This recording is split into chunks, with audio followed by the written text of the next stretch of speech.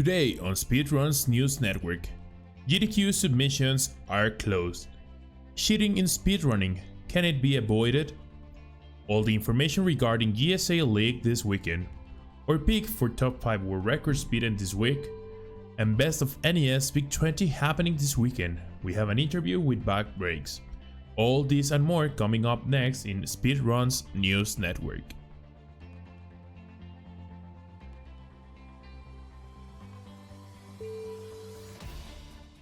Hello everyone, Mr. Dino023 here, and oh man, we have a week full of a lot of news. Many stuff that we're gonna be covering. But first, let me thank you. We got an amazing reception on our very first episode on last week. A lot of people have come and reached out to us stating how much they like the project, and they are sending us news and many things that we could cover. So let me remind you, if you wanna tell anything that we should cover, or you have any comments or anything, as always, make sure to subscribe, of course, or comment on the videos, or you can join my Discord. It's on the links below in case you want me to cover any specific topics that you think we should be talking about in Speedruns News Network. So with that being said, let's go ahead and move on with the news for this week, shall we? So let's begin with awesome games done quick. I told you last week submissions were gonna be closed on Monday at midnight, so Pacific time. If you didn't make a submission for either a volunteer or a game for speedrunning, well, we told you. Submissions are now closed, and there is over 1,600 games submitted. So let's go ahead and check it out, okay? GDQ, or Games Done Quick, is the name that are known for the two biggest events regarding speedrunnings on the year. Divided into two different events, Awesome Games Done Quick hosted on winter and Summer Games Done Quick hosted, well, on summer, are marathons that take over a week in a 24/7 schedule with a ton of different fun and amazing speedrunnings, as well as sometimes other type of events during these marathons. GDQ has recently added another event to their lineup called the Games Done Quick Express, or GDQX for short, that is hosted during TwitchCon every year since last year. Awesome Games Done Quick is set to be this January, and game submissions have been already closed, as well as volunteer submissions, with a total of 1,767 entries. The submissions are gonna be definitely something that everybody's gonna be looking forward and expecting for all the games that are gonna be accepted into the final list for this coming October the 6th. So now you know it. If you want to know which games are gonna be there and which games have been submitted already, as well as keep track on which games have been accepted, rejected, taken as backup, or taken as bonus, you can already check out gamesdonequick.com/submission/o to check out the list of all the games already submitted. Well, now you know it, a little bit more about GDQ, what the event is and when it's gonna take place and all that. So we're gonna leave a link on the description below with all the runs that are posted currently. All of these runs, they are not final, they're just submissions. The final list is gonna be given in exactly 1 month from now on October the 6th, and the final schedule is gonna be provided by GDQ staff a little bit later on October as well. Alright, so moving on to more news. Recently, a new video by Apollo Legend was released speaking a little bit more about cheating on speedrunning and how hard it can be these days due to technology to cut some of this cheating. So we're gonna give you a little bit more information about that, and let us know what you think about cheating in speedrunning. For many years, cheating is something that has been present into many types of competitions just to get an edge or an unfair advantage over your opponents. We have seen that time and time again regularly in sports competitions, resulting in major scandals and bans and many other things on different sports scene. However, recently there's been many more cases in cheating in speedrunning, and one of the more recent ones is the one for Downtime Dead that was covered by Apollo Legend and was mostly documented by WQWord. And what happened here is that, and what happens in a lot of cheating, is that people do runs splicing. So what is splicing? They do runs in different segments until they like the segment that they did, and then they splice the video just like I'm doing with this video right now. They just edit it in a way so that it looks like it's one full run. In the past, this type of runs were able to be discovered thanks to checking out for audio cues on the splicing, and the audio was pretty much normally revealing when a run was spliced or not. However, advances in technology as well as skill on video editing can make this type of splicing audio cues to be very non-detectable or like not there at all. Other case that happened very recently was the one for Caveira games, in which this was not even spliced. This was a game being modified from the very beginning using cheat codes or cheat engines to manipulate the log that he was going to be getting in the game. This game was for Yu-Gi-Oh! Forbidden Memories, and a very experienced runner known as GFC about this game, as well as the community of Forbidden Memories, were able to detect what was going on with this run thanks to different values in which the card and the value of the card were not matching to what you were going to supposedly get on every single fight. Thanks to like the knowledge of the game, they knew that those cards were not the one that they were supposed to be getting. And if you want more information about this, Easy Escape made a very good cover about this. And well, what do we get for this? Like, why do people cheat on a speedrun? It's kind of complicated. Can be a certain good or something. I don't know what it's on, but what I know is that very certainly something needs to be done to avoid cheating as much as possible. Who knows how many cheating speedruns are there right now on the speedruns.com forums, and of course I don't think there's one single method that could be applied for every single run and every single community, but there definitely has to be some stuff that needs to be implemented to avoid this as much as possible. So, well, this is the information that we got about cheating on speedrun this week, and hopefully this is something that doesn't continue to make the news. Well, like it was just said, it's very hard to like detect cheatings in speedrunnings nowadays, and honestly some of them, they're not even aiming for world records, most likely because it would be very suspicious to aim for world records with this type of tricks. But yeah, there's been many cases revealed to light in the late months, years, but it's also getting harder and harder to detect this. So well, let us know what you think about it. And well, in the meantime, let's go ahead and actually take a look at the information that we have for this league. GSA, remember GSA is running 4 tournaments at the time. It's Celeste, Super Mario Odyssey, Super Mario 64, and Super Mario Maker 2 Endless. So let's go ahead and check out the information we got for this week. Celeste week 5 for the GSA League is already over, and Flutterby still continues with his win streak, having not lost a single match in the whole tournament. Followed very closely by Tish and Marlene with only 1 lose each other. They pretty much almost have a guaranteed spot on the top 8 already. However, on the bottom line of the group, people like Milai, Arkyboy, and Flare Bear SR are people that have only won 1 match or not a single match at all. And with the tournament already having concluded week number 5 out of 11, these players, if they still want to make a spot on top 8, they're gonna need to be starting to win pretty much all the matches that they have ahead. For Super Mario 64 70-Star League Division 1, the matches are gonna be taking place on this Friday, September the 6th.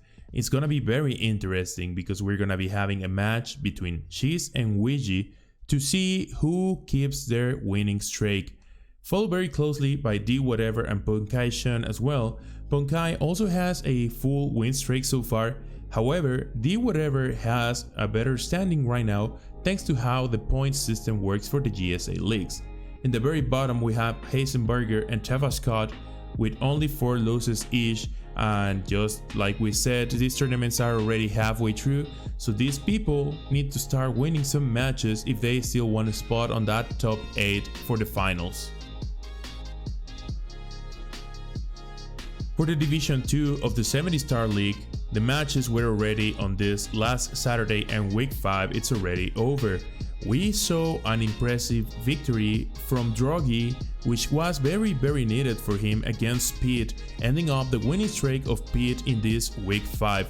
Pete's still in 4th place and it's pretty much set up for the top 8, but yeah, that victory was very useful for Drogi to climb up a little bit on the rankings here and be able to be on a safe spot on the top 8 for now.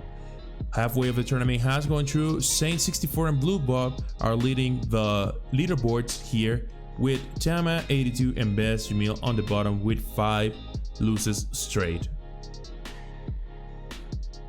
For the Division A on Super Mario Maker 2 Endless Mode League, we're gonna be having a lot of very interesting matches, especially because pretty much the mid section of this leaderboard, it's still pretty much anybody's game. And we're gonna be seeing Dragon Finney against Cliffy, for example, which is gonna be a key match for both of them. Either Cliffy stays and secures its spot on the very top runners on this tournament, or Dragon Finney is gonna be able to climb some spots on here. People like Cool Kid, Panga, Dram, Fuzziness, Tempo Trihex, and Glitch Cat need to climb up on the rankings as well, as we are getting closer and closer to the ending of this tournament, already halfway through. So don't miss out on any of this action this weekend on twitch.tv/speedrun. As for the Division 2 in Super Mario Maker, we were able to see last week the match between Ryukar and IIPK, in which Ryukar took the endless winning streak victory from IIPK, being the only one that still has 4 winning matches so far. This group is a little bit less tight than the other group, with some people on top spot with a very more secure spot. However, they still cannot trust that they already have a spot on the top 8 guaranteed. People in the bottom like Big John, Slade, Bismuth, and Spadecast Universe still have a saying, while the people in the middle like Mitch Flower Power, Noble Tofu, and X Water are still in a place in which it can be anybody's game, and they gotta keep securing those wins to be able to claim that top 8 spot at the very end.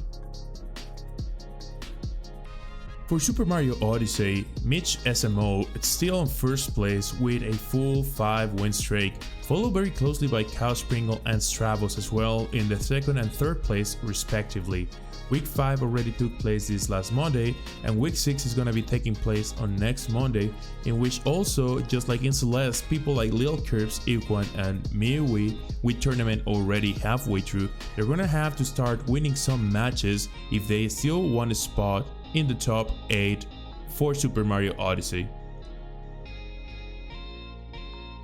Alright, so speaking about tournaments, let me also remind you that today it's gonna be the last day that you can sign up for the GG Speedruns tournaments. Remember, they have currently Castlevania 1 for the NES, TMNT 1 for the NES, the Race Edition, and also Contra 1 for the NES. All these 3 tournaments have cash prizes included within them, so make sure to check them out. Today is the last day for sign up, so next week most likely we're gonna be already seeing action from these tournaments. And with that being said, we also have a little bit of information about marathons. Starting next Friday, we're gonna be having the Summer Bagathon 2019. It's gonna be running all the way from Friday at 1 p.m. Central, and it's gonna be ending up around midday on Sunday, as well as the sign-ups and submissions for SNES Superstar Marathon run by Speed Gaming. It's already open, so we're gonna be leaving down in the description the links so that you can submit games to that marathon. In case that you run any SNES game, this is a theme marathon based only of SNES games. Alright, so now let's go ahead and check out the 3 world records that were beaten that we chose for this week. So this week we decided to only select 3 games for our major world records broken this week, and the number 3 is gonna be Any Percent Zelda Majora's Mask by Mayenfield. But wait, at the time of this recording there's already a new world record. It's gonna be by Pope Squidward, in the first time that the game has been beaten in under 49 minutes. As you can see right now, the leaderboards on Majora's Mask have a lot of activity. And why is that? It's because of the discovery of this new glitch called the debug menu glitch, which allows for the players to actually access the debug menu within the game, do a series of things to be able to complete the game, get all the items and all that thanks to the debug menu. So expect to see this leaderboard continue being very active in the coming days and potentially having new world records for any percent Zelda Majora's Mask in the next few days. So for number 2 pick of the week is gonna be Super Mario 64 70 starts blindfolded. Yeah, that's right. Katoon24 was aiming for a sub 4 hours attempt on 70 starts blindfolded, but he got a whooping 3 hours 8 minutes and 54 seconds. If you wanna see this impressive feat, we're gonna be leaving down the description for the run link right there. And for number 1 pick of the week, we have selected the first level 60 in World of Warcraft Classic, which took 3 days, 20 hours and 39 minutes by Joker D. The reason why we selected this as the number 1 is because this is a world record that is never gonna be able to be replicated. I don't think there's gonna be ever another re-release of another version of World of Warcraft Classic, so being the first one to reach level 60 in this new iteration of World of Warcraft is definitely something to remember. So those are our picks for this week. We hope you enjoyed it, and let's go back with more news. Alright, so just like we mentioned at the beginning of the show, we're gonna be having a very special guest today. It's Bad Breaks from the Best of NES team, and the reason for that is because this weekend, exactly on Saturday, there's gonna be this race called Big 20, in which runners were told a list of 20 NES and Famicom games in this case a month ago, and they have to reach different objectives or actually clear the games and be the fastest than their opponents into beating these 20 objectives for all these games. So for all NES and retro enthusiasts, definitely check it out. Check out this blog and also our very first interview on Speedrunning's News Network with Bad Breaks himself. So let's check it out. Yeah. Hey everyone, Mr. Dino023 here for Speedruns News Network, and today we are here with Bad Breaks from the Best of NES and one of the hosts of this weekend's event, Big 20. So Bad Breaks, for everybody that doesn't know you, tell us a little bit more about yourself. Well, started to speedrun NES games back in 2012, 13 maybe. Did a little of that, and then when I got really into it, I started to think like, man, there should be like a marathon with all the NES players, like the record holders. So we had the first Best of NES marathon back in 2014, I think. Okay. And then I started a team to gather all the NES players on Twitch just to gather all the runners, so it's easy to find them. That's me. This team is the Best of NES team, correct? Yes. Nice. So you started this marathon, but then you guys started doing this other event called the Big 20. How did this one came to exist?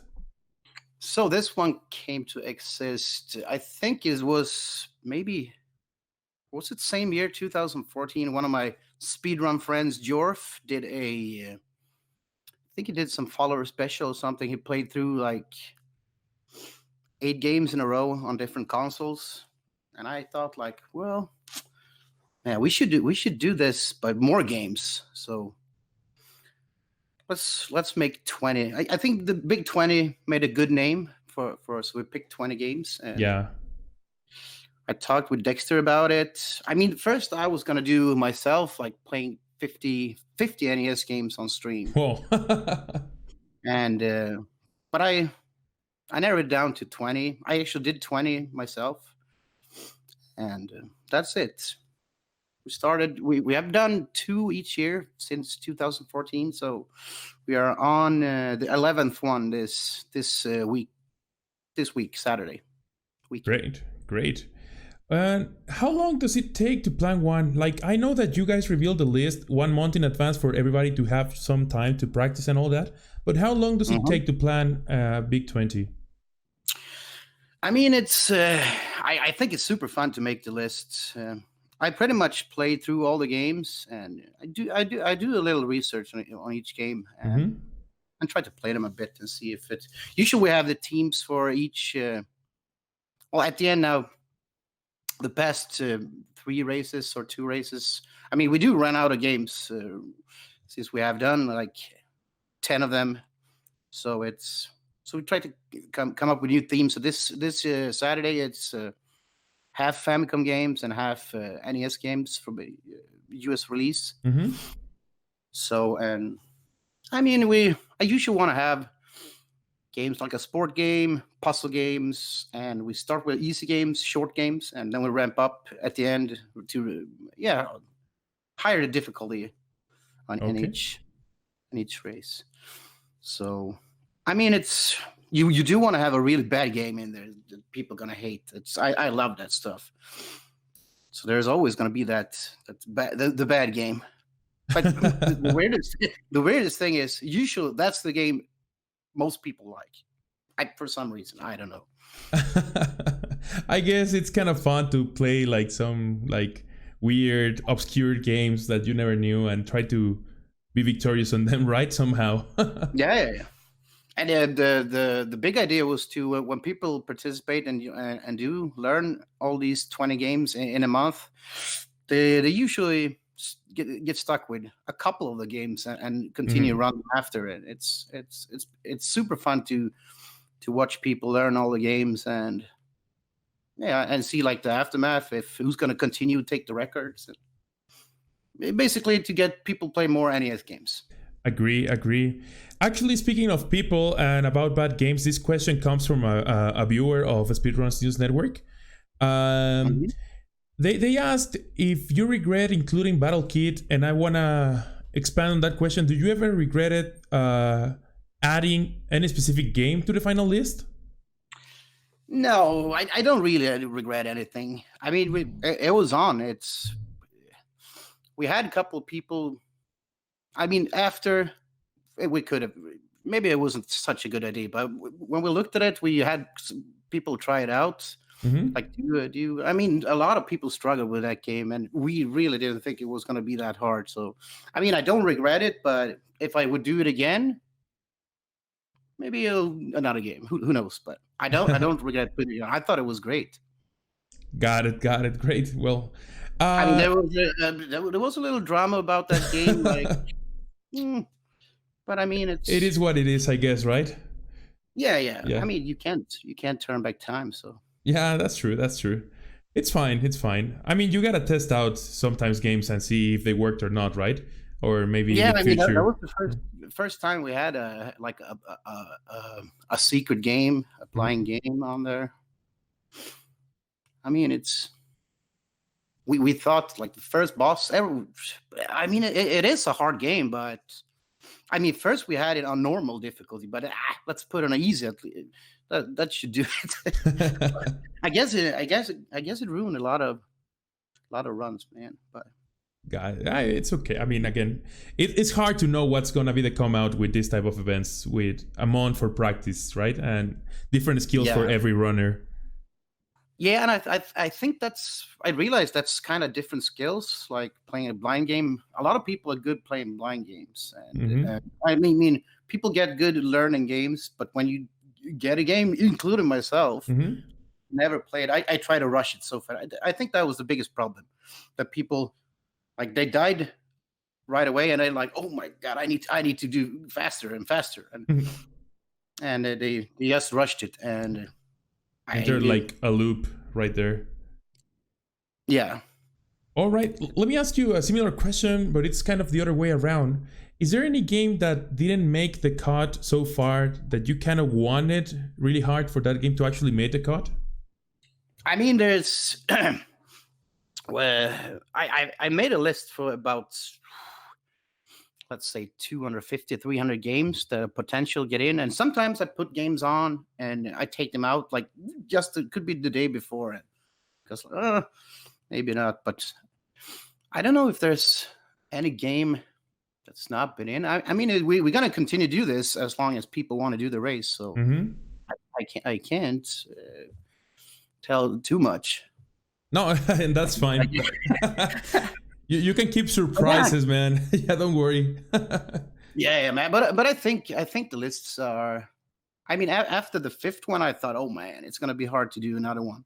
But on the sixth, and I same at the sixth. But I mean, it's still work out. And people have said like one of the later lists are probably one of the better. But I mean, we did the was it the last one? 10th? Last we one did the best of. On the ESA, I think was the last one. Big Ten. Oh no, we did one after. Oh, okay. And we took the best from the best of Big 20, and oh, so okay, yeah. And yeah, we did one live on the ESA Marathon. I think it was 2000, 2 years ago. 2002 years ago. How about that? That's a perfect year. 2002 years ago. Hey. Great. This question comes from another one of the viewers. Have you ever thought of doing Big 20 as some type of league, or doing like a special edition with champions only? I mean, we have thought about a lot of things, but I think the reason we do it is so everyone can only learn new games. So, I mean, we talked about having prizes and stuff, but we only doing this for fun. So, I mean, we just want to keep it for fun, I guess. But I mean, it could be something for champions, like, but never a league. Like we do this 2 times a year, and I think that's fine. To have, if it gets more, I think people gonna think it's too much. Yeah, too much. So you kind of lose its charm, right? Yeah. You need something to look forward to. Like, yeah, if it's too much, I think people gonna lose interest. I understand. And I know there's also like runners that really enjoy going 100% blind, right? See how they do without any practice at all. Yeah. I think it was the first one. Sir Griff, he did it blind. I think he had to quit on the 19th game. He was 39 hours in or something. Yeah, dude, I gotta go to work, man. I gotta sleep 2 hours before work.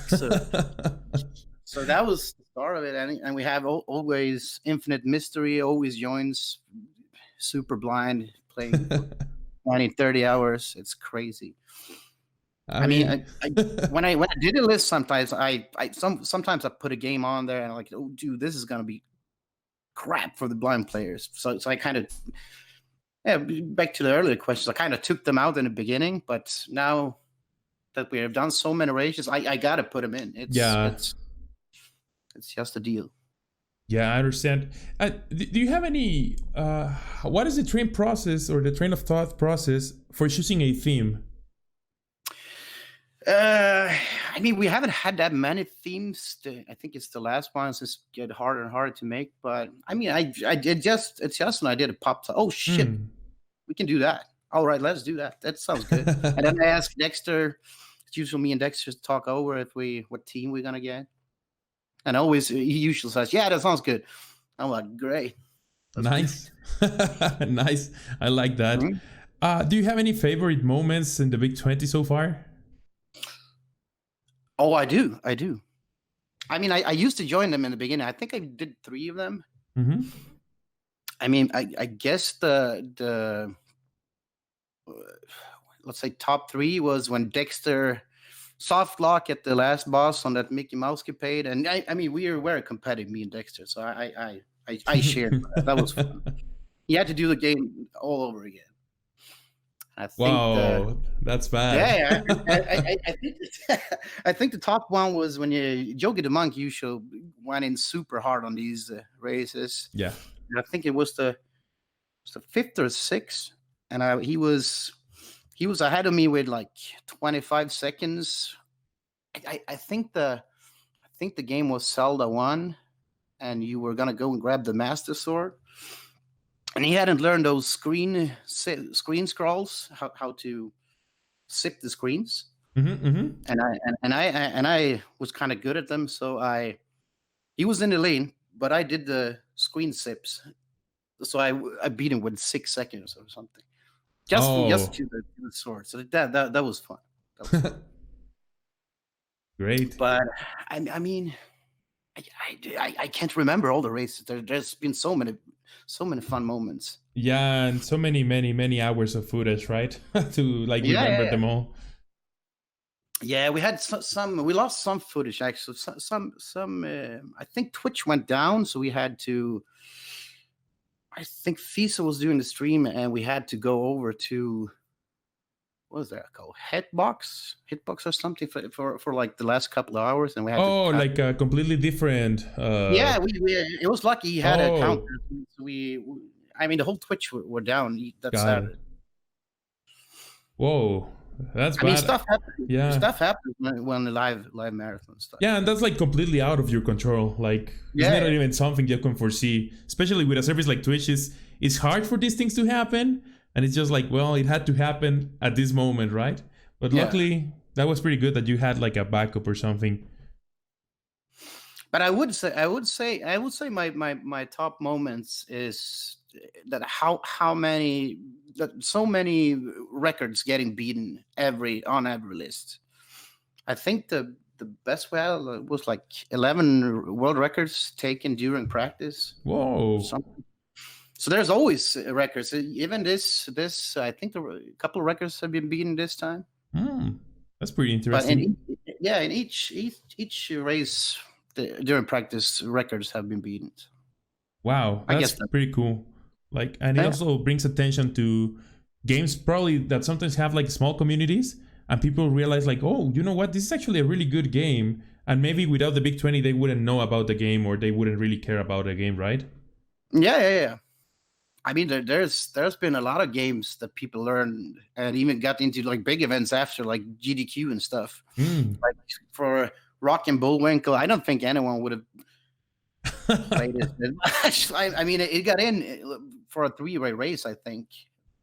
Or was it? I can't remember, but yeah, some of the bad games get into bigger marathons because anyone wouldn't play it if they haven't learned it in this race. Yeah. So I mean, it's fun to see. It's fun to see. I understand. Great. So, Badbricks, I want to ask you if you have any last words or any social media that you would tell people to follow you or Big 20 or anything. Well, for the Big 20, we that is Twitch bestofnes.com, right? Yeah, the Best of NES, and we also have each year annual event, the Best of NES, the Bones Marathon. It's when we get all the world record holders, and it's usually around Halloween each year. So it's going to be this year also. This is going to be our 6th year we're doing that. I think last year we had 120 runners games or something. So it's going to be on the same. Great. We have a homepage, bestofnes.com. It might be some maintenance on that now, but I think it should be up. And we have a Twitter, and the Discord to follow up. Everyone can join the Discord. I guess I'll give you the links after you can put it in. So. Yeah, definitely for everybody watching. All the links are going to be in the description below, and they should be appearing here like in ribbons while Badbricks is speaking. So make sure to join them. It's like, honestly, they're amazing events. I really like the idea behind the Big 20. I think it's a pretty cool idea. Best of NES for all those retro lovers, especially NES, enthusiasts. Having world record holders running games back to back in a marathon, it's like really, really, really cool to see. Honestly, it's pretty awesome, all this work that you guys put on, especially for the retro and NES community. Yeah, it's fun. We are a group of people. We put them in some time. It's super fun. I could shout out a lot of people, but well, they know who they are. I mean, we can put them in. Yeah, for sure. Another thing also that I'm kind of proud of is that after the Big 20 come up, we've seen a lot of more races pop up, like the Super 16, the Tiny 10, the Master 16. Like I think it was a great idea, and I love that people taking after it and doing the same thing with different consoles. Yeah, I agree. That is fun. It is a lot of fun. I tried to join one of those Super 16. I didn't have the time to practice. I decided to drop out. But it's super cool to see people doing that, because it's really hard to actually get good at many games and that short time period of frame. Yeah. It is. All right. Well, Patrick, I want to thank you so much for joining on this. You're going to be the very first interview that we do here. And Oh. yeah, so thank you so much for answering the Discord messages and for joining here. And I hope that everything goes well and that nothing happens to Twitch during this weekend. Yeah, I hope so too. And thank you so much for having me. Thank you. Have a good one, man. Yeah, you too. All right, so after hearing these words from Bad Breaks and the blog for the Big 20, remember to check it out tomorrow, Saturday, on the Best of NES Twitch channel, and follow them on all social media in case you are more interested about more NES related events. With that being said, that's it for today's Speedrunning News Network. Today's episode was a little bit longer than usual, especially because of the interview. I hope you enjoy it, and if you didn't, or if you want anything, or you have any feedbacks for the show, as well as any topics that you would like us to cover, remember to make sure to leave them down in the comments below, or join my Discord, as well as subscribe and ring the bell and all that stuff if you enjoy the show and want to get notified about any other videos that I upload or any other episodes about Speedrunning News Network.